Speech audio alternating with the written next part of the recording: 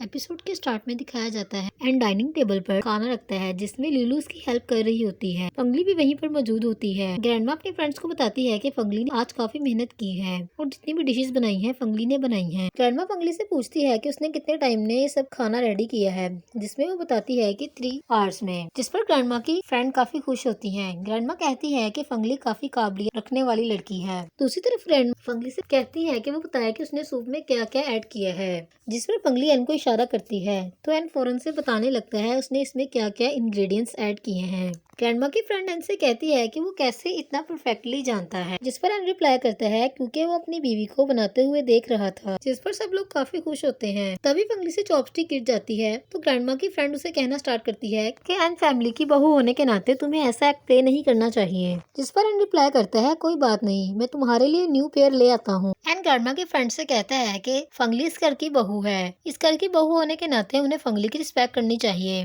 तभी उनमें से कहती है कि उसे रेस्ट रूम में जाने की जरूरत है तो दूसरी भी उसके साथ चली जाती है। उनके वहाँ से जाते ही एन और फंगली ड्रिंक करने लगते हैं। दूसरी तरफ लुयान अपनी गाड़ी में बैठा गिफ्ट बॉक्स को देख रहा होता है कि तभी उसका ड्राइवर उसे नोटिस करते कहता है कि आपके इतने सारे फ्रेंड्स हैं लेकिन आपने सिर्फ एक के लिए गिफ्ट बाय किया, जिस पर लुयान रिप्लाई करता है कि हाँ वो सिर्फ एक शख्स है।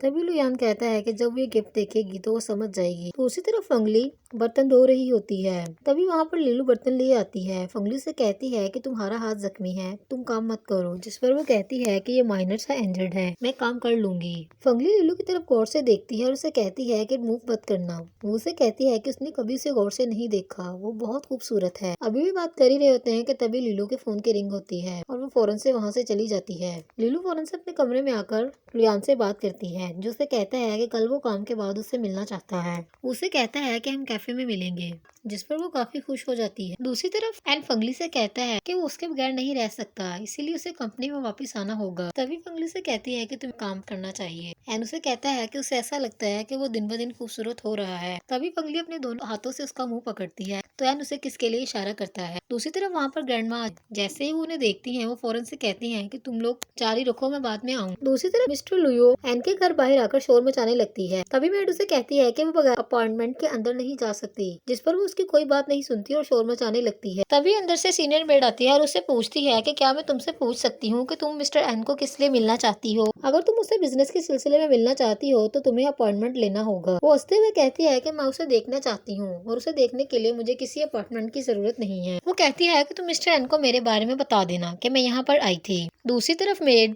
पूरी फैमिली को सारी बात बताती है। तभी ग्रैंडमा मिस्टर एन से कहती है कि जो भी मामला है उसे सॉल्व करो, इसका कोई भी नेगेटिव इम्पैक्ट ग्रुप पर नहीं पड़ना चाहिए। मैं नहीं चाहती कि उसकी बेवकूफी की वजह से तुम्हारी पोजीशन पर कोई नेगेटिव असर हो। ये कहकर वो गुस्से में वहाँ से चली जाती हैं। जैसे ही एन और फंगली वहाँ से जाने लगते हैं एन के फादर उसे कहते हैं कि वो उससे कुछ कहना चाहते हैं। जैसे ही वो दोनों रुकते हैं वो एन से कहते हैं कि तुम जाओ, मुझे फंगली से बात करनी है। वो फंगली से कहते हैं कि वो उसके साथ मिले। फंगली उनसे कहती है कि पहले वो ये बताएं कि वो कौन है और उसका उनके साथ क्या रिश्ता है, जिस पर मिस्टर एन कहते हैं कि मुझे ऐसा लगता है कि तुम इस बात का पता लगा लोगी। वो फंगली को कहते हैं कि वो लुयान की माँ है। वो फंगली को बताते हैं कि जब जो एन ग्रुप की बुनियाद रखी गई तो मुझे उसके साथ शादी के लिए फोर्स किया गया और तब मेरे पास कोई और चॉइस नहीं थी। वो फंगली से कहते हैं कि उन्हें उसमें ज्यादा इंटरेस्ट नहीं था, लुयान बस बाय मिस्टेक पैदा हुआ है। जिस पर फंगली सोचने लगती है कि ये कैसे लोग हैं जिनके लिए बच्चे भी एक रिस्क और गलती है। वो फंगली को बताते हैं कि जब लुयान 5 साल का था तो उसकी माँ हमें छोड़कर चली गई। वो कहते हैं कि उन्हें बिल्कुल आइडिया नहीं था कि इतने सालों बाद वो वापस आएगी। वो फंगली से कहते हैं कि उन्हें सिर्फ कागजात पर साइन चाहिए। फंगली सोचती है कि औरत को इस्तेमाल करने के बाद ये लोग कितनी आसानी से उससे पीछा छुड़वाना चाहते हैं। वो फंगली से कहते हैं कि तुम भी एक औरत हो और मुझे लगता है कि तुम इस काम के लिए काफी सूटेबल हो। दूसरी तरफ फंगली लुयान की माँ से मिलने जाती है। वो डोर को नॉक करती है, जिस पर लुयान की माँ पूछती है कि कौन है तो वो उसे बताती है कि वो एन ग्रुप की बहू है। जिस पर वो कहती है कि वो मिस्टर एन को देखना चाहती है, उसकी डॉटर इन लॉ का यहाँ पर क्या काम है। दूसरी तरफ डोर नॉक होता है, जिस पर वो पूछती है कि कौन है तो तभी आवाज आती है कि मैं एन हूँ,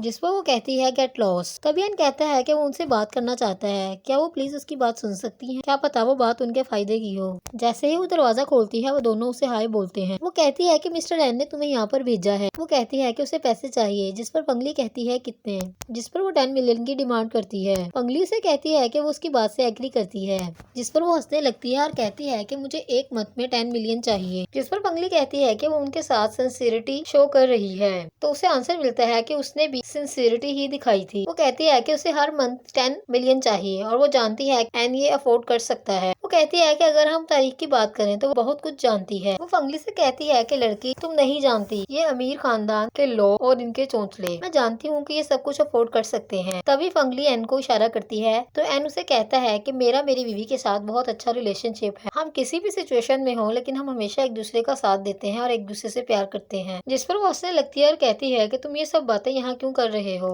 वो कहती है कि ये एन फैमिली की पुरानी ट्रिक्स हैं जो तुम यूज कर रहे हो, मुझे बेवकूफ बनाने की कोशिश मत करो, मेरे पास टाइम नहीं है, मैं तुम लोगों को 1 हफ्ता देती हूँ, अगर तुम लोगों ने मेरी कही हुई बात को एक्सेप्ट कर लिया तो ठीक है, वरना तुम लोगों को न्यूज मिल जाएगी। ये कहकर वो वहाँ से चली जाती है। दूसरी तरफ लुयान लीलू से मिलता है और उसे हमेशा के लिए अपनी लाइफ से जाने के लिए बोलता है। लीलू से कहती है कि ये आखिरी अल्फाज हैं जो उसने उससे कहे हैं, जिनको वो हमेशा याद रखेगी। वो लुयान से कहती है कि अगर वो अपनी माँ को देखना चाहता है तो एन फैमिली में आ जाए, क्योंकि वो जल्द ही वहाँ आने वाली है। ये कहकर लीलू वहाँ से चली जाती है। दूसरी तरफ पार्किंग एरिया में लुयान को फंगली मिलती है। वो कहता है कि मुझे इस बात की कोई परवाह नहीं कि तुम यहाँ क्या कर रही हो। वो कहता है कि यहाँ से जाओ, जिस पर वो कहती है कि मैं तुम्हारी माँ के बारे में बात करना चाहती। दूसरी तरफ फंगली लुयान को बताती है कि वो आज उसकी माँ से मिली है और उसे बताती है कि वो चाहती है कि मिस्टर एन एवरी मंथ उन्हें 10 मिलियन दे, वरना वो मिस्टर एन के लिए एक स्कैंडल खड़ा करेगी। लुयान कहता है कि वो उनका मामला है, इसमें उसे इन्वॉल्व क्यों किया जा रहा है। फंगली कहती है कि क्या तुम्हें सच में इस बात की परवाह नहीं है। फंगली लुयान से कहती है कि वो समझती है कि वो उनसे नफरत क्यों करता है, इसीलिए वो ऐसे अल्फाज को इस्तेमाल नहीं करना चाहती जिससे उसका दिल दुखे। वो वहाँ से जाते हुए लुयान से कहती है कि अगर वो उन्हें देखना चाहता है तो वो उसका एड्रेस सेंड करेगी। फंगली के जाते ही लुयान इमोशनल हो जाता है। दूसरी तरफ एन फंगली का वेट करता है और वो सोच रहा होता है कि उसकी मीटिंग लुयान के साथ काफी लंबी हो गई है। वो ओटिया को बुलाता है और उससे पूछता है कि क्या फंगली और लुयान की कोई रोमांटिक स्टोरी लाइन है, जिस पर ओटिया कहता है कि ये बात सच है कि जब 2 लोग मिलते हैं तो उनकी कोई ना कोई रोमांटिक स्टोरी लाइन जरूर होती है। अभी वो बात कर ही रहा होता है कि तभी वहाँ पर ग्रैंडमा आ जाती है। वो कहती है कि तुम किससे बात कर रहे हो, जिस पर वो हिचकिचाते हुए कहता है कि वो रैपिंग कर रहा था। ग्रैंडमा कहती है कि फंगली के आने के बाद तुम्हारा मूड काफी बेहतर हो चुका है। तभी वो उसे एक गिफ्ट बॉक्स देते हुए कहती है कि ये मेरी तरफ से एक छोटा सा तोहफा है। दूसरी तरफ ग्रैंडमा के दिए हुए गिफ्ट बॉक्स को अपने रूम के ड्रॉर में रखता है।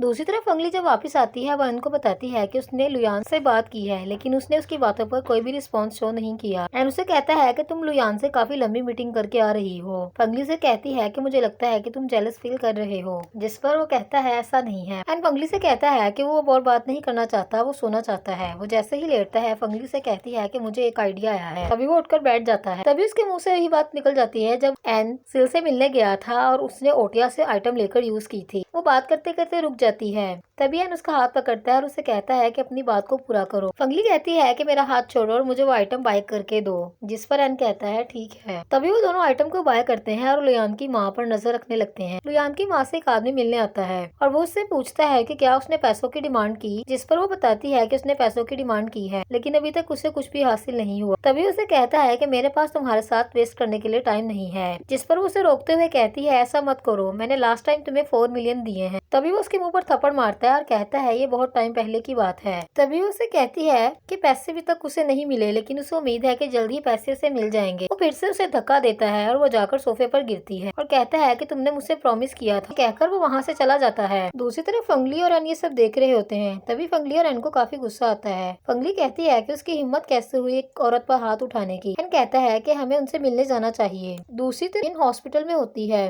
नर्स उसे कहती है कि प्लीज इस फॉर्म को फिल करो। तभी ये नर्वस होते हुए उसे साइन करती है। नर्स उसे बताती है कि उसे प्री चेकअप की जरूरत है, क्योंकि वो उसकी कंडीशन को चेक करना चाहते हैं। दूसरी तरफ फंगली लुयान की मदर को लेकर हॉस्पिटल आती है और उन्हें बैंडेज करवाती है। दूसरी तरफ फंगली इनसे बात करती है कि एक औरत मोहब्बत में बिल्कुल पागल हो जाती है। वो कहती है कि इसने मोहब्बत में उसे इतने पैसे दिए हैं। दूसरी तरफ इन हॉस्पिटल में बैठी रो रही होती है और नर्स उसे चुप करवा रही होती है। वो कहती है कि बच्चे मुझे माफ कर दो, मैं तुम्हें इस दुनिया में नहीं ला सकती। तभी वो नर्स से कहती है कि वो इस बच्चे को अबॉर्ट नहीं करवाना चाहती। फंगली उसकी ये बात सुन लेती है। वो इनसे कहती है कि वो यहाँ पर क्या कर रही है।